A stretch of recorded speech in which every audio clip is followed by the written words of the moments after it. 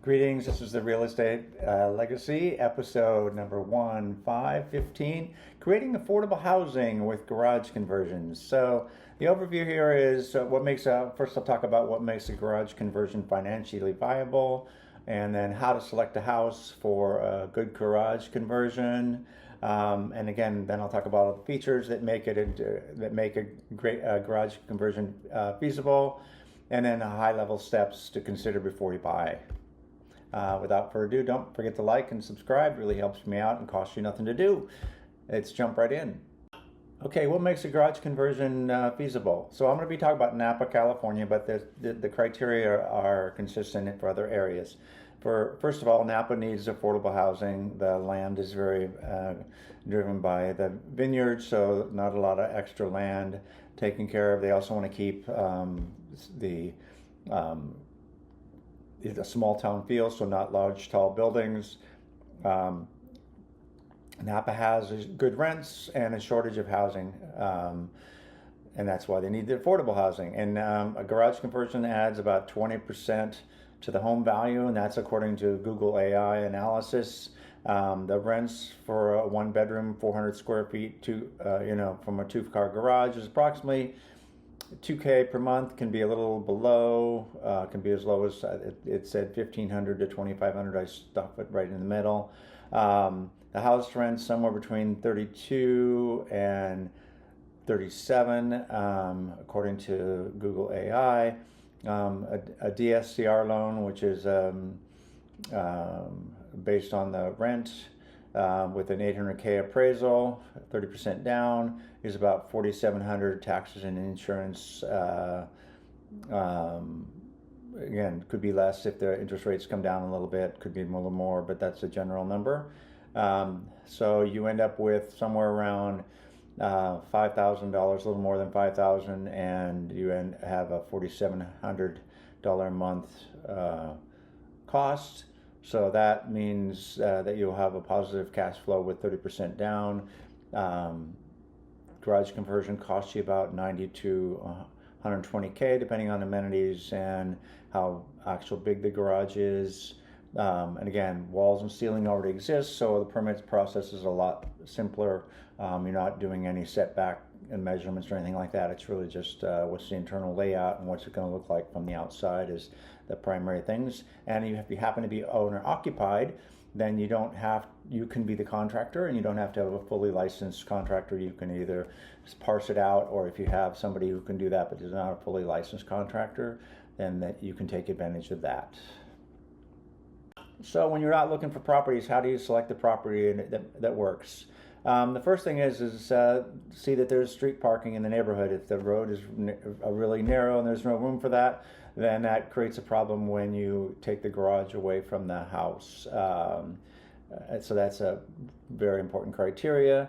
I tended to look at a house somewhere between 1,200 and 1,800 square feet because it makes it a good rental property, and not super huge. A basic house is usually what the renters are going to want. That's usually the best thing to do. 3-bedroom, 2-bath is ideal. Not too small, not too large for a rental.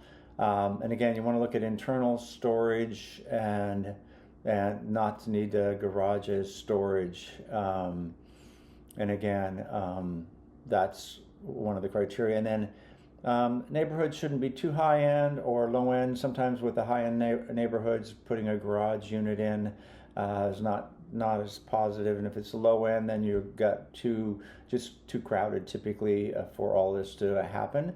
And again, you want one bedroom to attract quality tenants, just so you make it an ongoing basis. You want to have a reasonably good neighborhood. And then the affordable housing, you want to be able to, Napa's got a shortage for workers, so you want to have a good quality to make sure you stand out. Again, ability to split utilities, in particular, I mean electric, so you turn most of the garage conversion will be electric, if at all possible. And that way you have shared garbage, water, sewer, and you can split the electrical, so that could be, the tenants can manage their own cost on utilities as far as that goes. So there you have it. That's kind of my criteria that I used when I was selecting the property that I've got.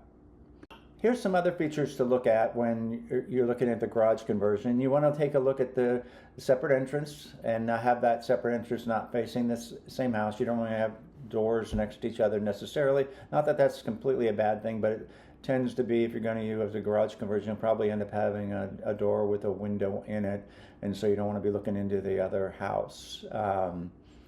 Again, windows not looking into the main house. You don't want people looking into the garage from the bedroom or the living room or anything like that. So again, it's just about privacy for the two separate units. And you'll build a lot of insulation so that the noise is manageable. You want to have a full kitchen, a full bedroom, and a bathroom with a shower or a shower bath combo.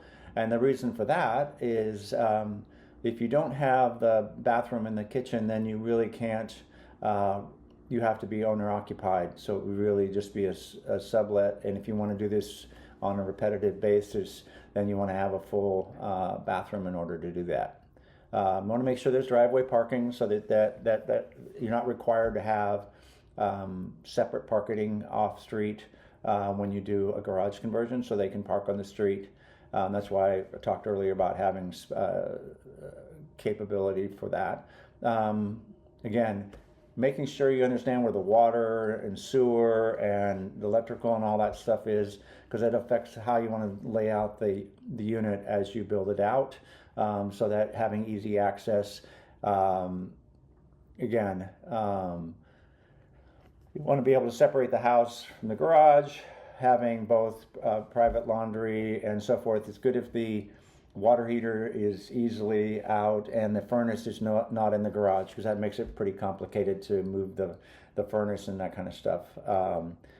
And yard access for the main house is not requiring the garage to get in the way, and then you can separate the garage access so that the units are separate. So here's some other high-level steps to consider. Verify that the garage build-out's possible. Napa has a website. You just go in, even before you buy the property, you can find out that it's okay. Talk to the planning department if you haven't done this before, and look at the outlines of the process. They have everything online for ADUs and garage conversions and so forth. They even have some loans if you want to make it be for low income. Identify a contractor. If owner-occupied, the contractor does not have to be fully licensed contractor. I mentioned that earlier, but that's very important.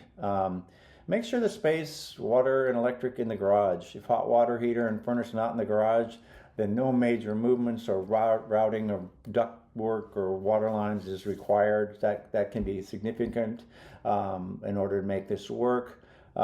Make sure you can install a full kitchen and a full bathroom, as these are requirements for property to be non-owner occupied, unless you plan to be living full-time for the rest of your life. Who knows, but I like to have the option of being able to do this again. I think the financial numbers work, which I talked about earlier in the video. So being able to do this multiple times is a great thing. So again, don't forget to like and subscribe. Let me tell you a little bit about, I'm a real estate agent, so let me give you my details on that. And here's my real estate agent details. Full disclosure, real estate agent in California. Work for Elizabeth Alcott and Associates. There's my mobile number, my DRE number, and then the Elizabeth Alcott. I work for Guide Real Estate and Place, which is the technical company for that.